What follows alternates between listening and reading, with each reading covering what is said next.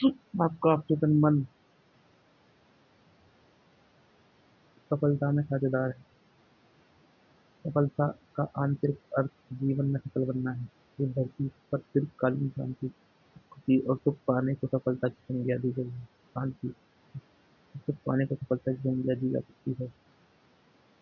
इनका अनुभव ही वह अनंत जीवन है जिसके बारे में ईसा मसीह ने कहा था कि जीवन की सच्ची चीजें जैसे शांति, सद्भाव, निष्ठा, सुरक्षा और खुशी अमूर्त है। वे इंसान के गहरे स्वरूप से उत्पन्न होती है, अंदर से उत्पन्न होती है। इन गुणों पर मनन करने स्वर्ग के खजाने हमारे अवचेतन मन में उतर आते हैं। और यह वही सच्ची जगह है जहाँ घुन धुन और जंग कमजोर नहीं धुन और जंग कमजोर नहीं करती। जहाँ चोर घुन घुन होता है वो लग जाता है। जहाँ चोर धाबा बोलकर चुराते नहीं हैं। सफलता के तीन पायदान। सफलता का अति महत्वपूर्ण पहला पायदान उस काम का पता लगाना और करना जिससे आप प्रेम करते हैं। जब तक आप अपने काम से प्रेम नहीं करते हो तब तक संभवतः आप उस आप उसमें खुद को सफल नहीं मानोगे। भले ही भले ही दुनिया आपको कितना भी सफल कहती रहे। बहुत सिंपल चीज है। काम से प्रेम खोने पर मन में उसे करने की गहरी इच्छा होती है। अगर कोई युवती मनोचिकित्सक बनने की इच्छा रखती है तो वो डिप्लोमा लेकर उसे दीवार पर टांग लेना ही काफी नहीं होगा। वह उस क्षेत्र में आगे काम करना चाहेगी, सम्मेलनों में भाग लेगी और मस्तिष्क तथा कार्यविधि का अध्ययन करती रहेगी। वह दूसरे क्लिनिक में जाएगी और नवीनतम वैज्ञानिक जर्नल पढ़ेगी। दूसरे शब्दों में वह इंसानी कष्ट को कम करने के नवीनतम तरीकों के बारे में ज्ञान हासिल करती रहेगी, क्योंकि वह अपने रोगियों के हित में सर्वोच्च प्राथमिकता देती है।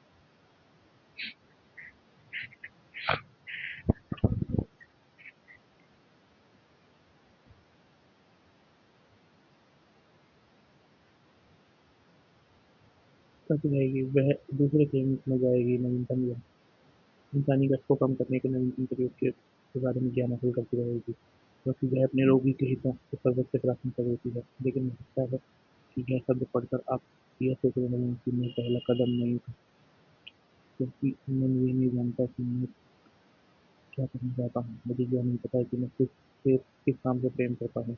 तो कोई क्षेत्र कैसे चुन सकता हूँ जिससे मैं प्रेम करूँ। अगर आपकी स्थिति यह है तो मायूस के लिए आप इस तरह की प्रार्थना करें। मेरे अवचेतन मन की असीमित बुद्धिमत्ता जीवन में मेरी सच्ची जगह मेरे सामने प्रकट कर रही है। इस प्रार्थना को धीरे धीरे सकारात्मक करके जब प्रेम से अपने अवचेतन मन के सामने दोहराएं।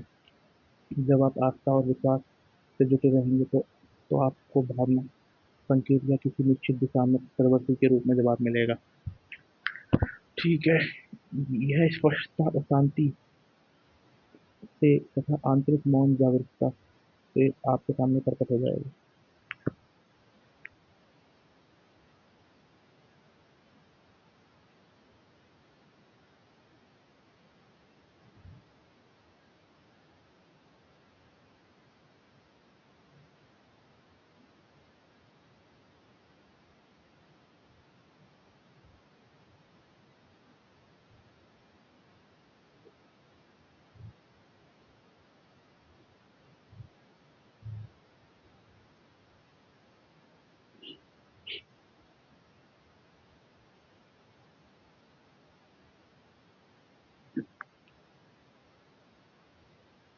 आप इस प्रार्थना, मेरे अवचेतन मन की असीमित बुद्धिमत्ता जीवन में मेरी सच्ची जगह सामने प्रकट कर रही है। यह प्रार्थना को धीरे धीरे सकारात्मक तरीके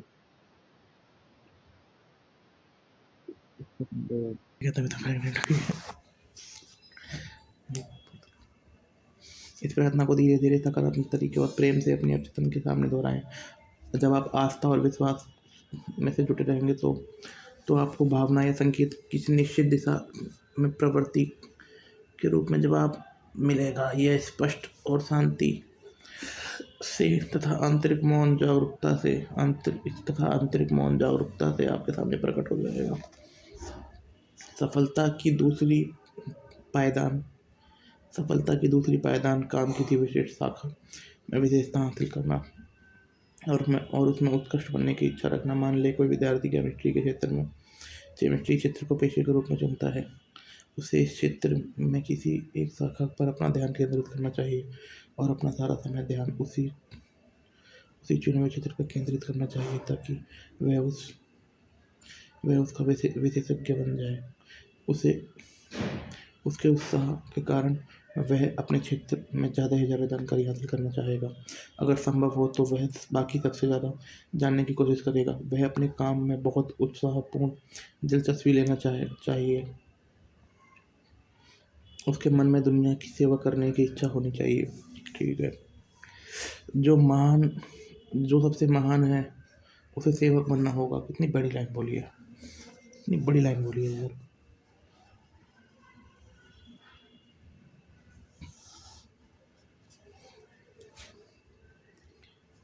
उसे सेवक बनना होगा। एक सेकंड मिस हो गया। तीसरा कदम जो सबसे महत्वपूर्ण है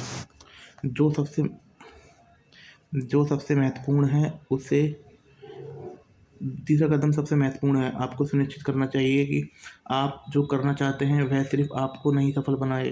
आपकी इच्छा स्वार्थपूर्ण नहीं होनी चाहिए। इससे मानवता को लाभ होना चाहिए, सर्किट पूरा होना चाहिए। दूसरे शब्दों में आपका उद्देश्य दुनिया की सेवा करना या लाभ पहुंचाना होना चाहिए। अगर आप सिर्फ अपने ही लाभ के लिए काम करते हैं तो आप इस अनिवार्य सर्किट को पूरा नहीं करते। हो सकता है आप सफल नजर आए, लेकिन आपने अपने जीवन में जो शॉर्टकट किया है वह आगे चलकर किसी हद तक या बीमारी की ओर ले जा सकता है। सच्ची सफलता का पैमाना हो सकता है इस मोड़ पर आप सोच रहे हो उस आदमी के बारे में क्या, जिसके बारे में मैंने टीवी में अभी खबर देखी है। उसने तो धोखाबाजी करके शेयर बाजार में करोड़ों डॉलर कमाए हैं। उससे ज़्यादा सफल तो कोई नहीं लगता और मुझे नहीं लगता कि वह मानवता को लाभ पहुंचाने की जरा भी परवाह करता होगा। इस तरह के मामले बहुत आम हैं, लेकिन हमें सावधानी से उनकी हकीकत समझनी होगी। हो सकता है कोई व्यक्ति कुछ समय के लिए सफल नजर आए, लेकिन धोखे से हासिल अक्सर धन पंख लगाकर उड़ जाता है। इसके अलावा हम किसी दूसरे को लूटते हैं तो हम खुद को लूटते हैं। जिस कमी और सीमा की मानसिकता से हमने व्यवहार किया है वह दूसरे तरीके से भी खुद को प्रकट करती है, जैसे हमारे शरीर, पारिवारिक जीवन और लोगों के साथ हमारे संबंध। जो भी हम सोचते हैं, महसूस करते हैं वही होता है। जिसमें विश्वास करते हैं वही होता है। धोखे से दौलत इकट्ठी करने वाला व्यक्ति सफल नहीं माना जा सकता। मानसिक शांति के बिना कोई सफलता नहीं होती। कोई व्यक्ति की दौलत कि क्या फ़ायदा अगर वो रात को सो नहीं सकता, बीमार है या उसमें अपराध बोध की ग्रंथि है। एक बार लंदन में मैं एक अपराधी से मिला जिसने मुझे अपने कुछ कारनामे बताए। उसने बहुत सारी दौलत इकट्ठी कर ली थी। वह लंदन के बाहरी इलाके में अपने मकान में विलासिता से रहता था। गर्मियों में वह फ्रांस के घर में विलासिता का जीवन गुजारता था, विलासिता से लेकिन आराम से नहीं। उसे हमेशा डर लगा रहता था कि स्कॉटलैंड यार्ड उसे कभी भी गिरफ्तार कर लेगा। उसे क्या ही आंतरिक समस्या थी जो निश्चित रूप से उसे सतत डर और और गहराई से जमी अपराध बोध की ग्रंथि से उत्पन्न हुई थी। वह जानता था कि उसने गलत काम किए हैं। अपराध के इस गहरे एहसास ने उसकी ओर बहुत सी मुश्किलें को आकर्षित किया। बाद में मैंने सुना कि उसने खुद को पुलिस के हवाले कर दिया और जेल की सज़ा काटी। जेल से छूटने के बाद उसने मनोवैज्ञानिक और आध्यात्मिक सलाह ली। उससे उसकी काया पलट हो गई। वह नौकरी करने लगा और कानून का पालन करने वाला ईमानदार नागरिक बन गया। उसे वह मिल गया जिसे करने से उसे प्रेम था। अब वह जीवन में पहली बार खुश था। सफल व्यक्ति अपने काम से प्रेम करता है और खुद को पूरी तरह व्यक्त करता है। सफलता सिर्फ दौलत इकट्ठी करनी नहीं, यह तो इससे ऊंचे आदर्श पर निर्भर करती है। सफल व्यक्ति वो है जिसने गहन मनोवैज्ञानिक और आध्यात्मिक समझ हासिल कर ली है। आज कई महान बिजनेसमैन सफलता के लिए अपने अवचेतन मन के सही उपयोग पर बल देते हैं। वे किसी आगामी प्रोजेक्ट को इस तरह देखते हैं कि जैसे वह पहले ही पूरा हो चुका है। उसकी साकार तस्वीर देखने और अपनी प्रार्थनाओं के परिणाम को महसूस करने के बाद उनका अवचेतन मन उस प्रोजेक्ट को पूरा कर देता है। अगर आप किसी लक्ष्य की स्पष्टता से कल्पना कर सकें तो आपको अवश्य चीज़ें मिल जाएंगी। ये चीज़ें आपको अवचेतन मन की चमत्कारी शक्ति द्वारा ऐसे तरीके से मिलेंगी जिनके बारे में आप कुछ नहीं जानते। सफलता के 3 पायदानों पर विचार करते समय आपको अपने अवचेतन मन की रचनात्मक शक्तियों को कभी नहीं भूलना चाहिए। यही सफलता की किसी भी योजना के सारे कदमों के पीछे की शक्ति है। आपका विचार रचनात्मक है। विचार भावना के साथ मिलकर कल्पनावादी आस्था या विश्वास बन जाता है और तुम्हारे विश्वास के अनुरूप तुम्हें दिया जाएगा। जब आप समझ लेते हैं कि आपके भीतर एक प्रबल शक्ति है जो आपकी सारी इच्छाओं को साकार करने में सक्षम है, तो आपको आत्मविश्वास और शांति का एहसास मिलता है। आप चाहे जो भी काम करते हो, आपको अपने अवचेतन मन के नियम अवश्य सीखने चाहिए। जब आप जानते हैं कि आप अपने मन की शक्तियों का प्रयोग कैसे किया जाए, आप खुद को पूरी तरह अभिव्यक्त कर रहे हो और अपनी प्रतिमाओं से दूसरों को लाभ पहुंचा रहे हो, तो आपकी सच्ची सफलता के अचूक मार्ग पर हो। अगर आप ईश्वर के काम या इसके किसी हिस्से में जुटे हैं तो ईश्वर आपके साथ है।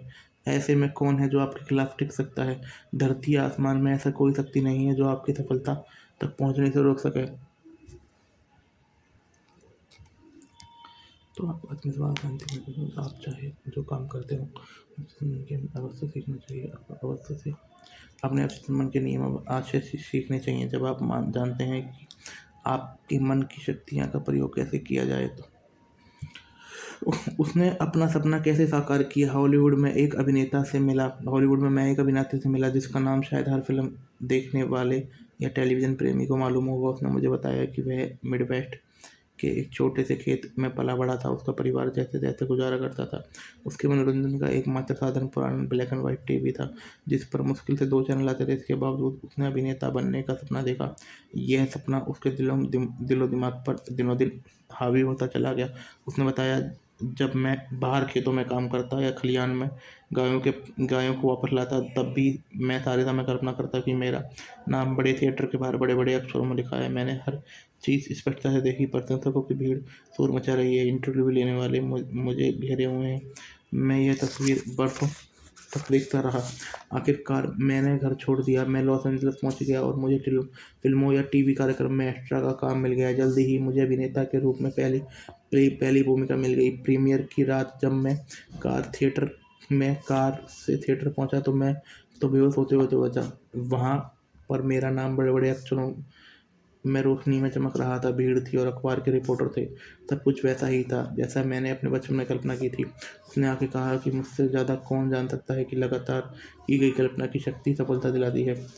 सपने की फार्मेसी हकीकत में बन गई। कुछ साल पहले एक युवा फार्मासिस्ट से मिला जिसका नाम मैरी एस था। वह एक बड़ी चेन ड्रग स्टोर की प्रिस्क्रिप्शन डिपार्टमेंट में काम करती थी। एक दिन जब वह मेरे पास मेरे लिए दवा बना रही थी तो मैंने उससे पूछा कि ये नौकरी कैसे लगती है। ओहो, उसे ये नौकरी कैसे लगती है।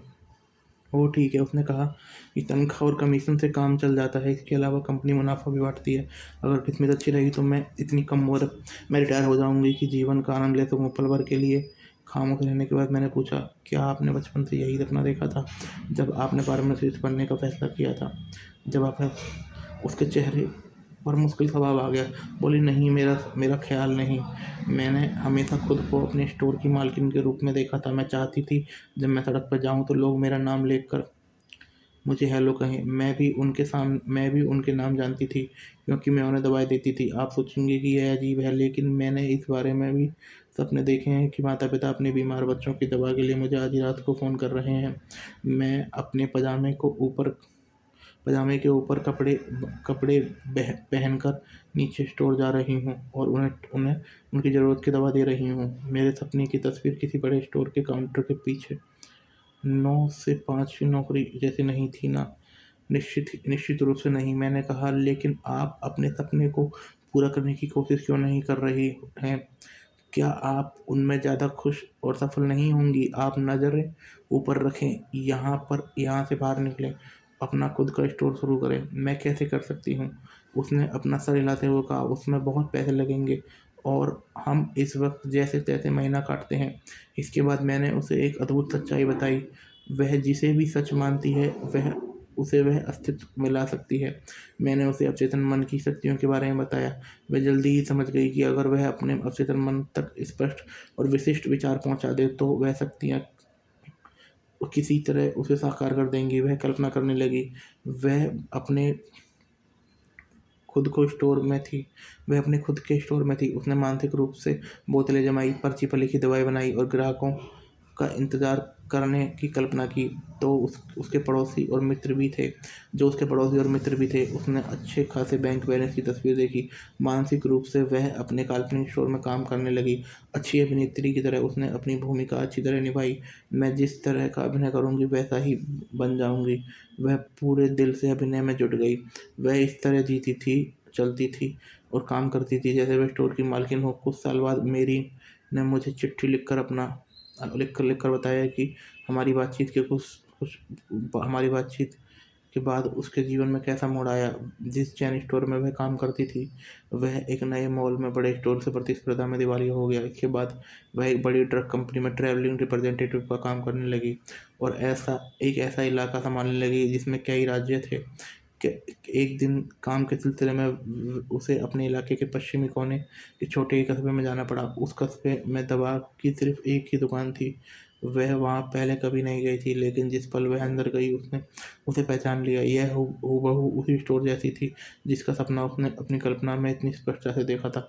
अचंभित होकर उसने उस स्टोर के बूढ़े मालिक को इस अद्भुत संयोग के बारे में बताया।